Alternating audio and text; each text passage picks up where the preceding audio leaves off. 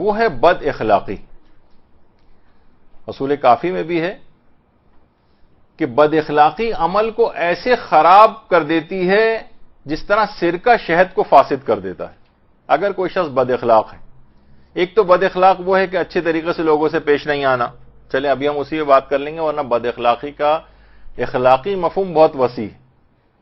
سر وسیم امام نے کتنی دفعہ کلاسوں میں آپ کو بیان کیا ہے کہ بد اخلاقی مثلا 10 چیزیں اخلاق کے اندر شامل ہیں، یا اس طرح سے اور بھی چیزیں شامل ہو جاتی ہیں. تو اس طرح سرکہ شہد کو فاسد کر دیتا ہے، اس طرح سے بد اخلاقی اعمال کو اور فاسد کرتی.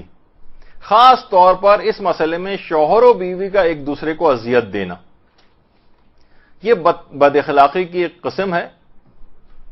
اور سعد ابن معاذ، جن کا بھی جو معاذ کا تذکرہ ہوتا انہی کے بیٹے کا، کتنا مشہور ہے کہ اپنی بیوی کو تکلیف پہنچاتے تھے وہ، اور اس کے بعد پیغمبر موجود تھے اور فشار قبر ہو رہا تھا، اور پیغمبر نے غم کا اظہار کیا تھا کہ سعد پر فشار ہو رہا ہے، کیونکہ وہ اپنی زوجہ کے حق کو ادا نہیں کرتے تھے. اسی طریقے سے شوہر کا بیوی کو اذیت دینا اور بیوی کا شوہر کو اذیت دینا.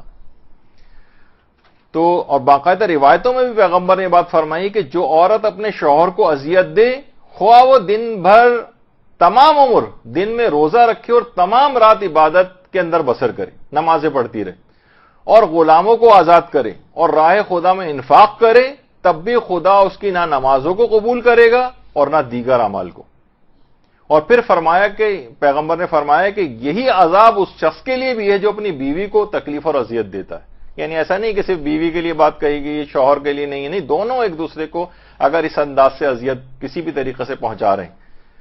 اور کتنی چیزیں اس طرح سے آتی ہیں، باقاعدہ تشدد بھی کرتے ہیں. کتنے خواتین کے آتے ہیں، لیٹرز بھی آتے ہیں اور سوالات پوچھتے دیکھی گئی ہیں. 35 سال سے مثلا شوہر ہے، وہ ظلم کر رہا ہے، مار پیٹ کرتا ہے، گالم گلوچ کرتا ہے کوئی طریقے. اسی طریقے سے بیویوں کے حوالے سے بہت ساری اس طرح کی شکایات آتی ہیں.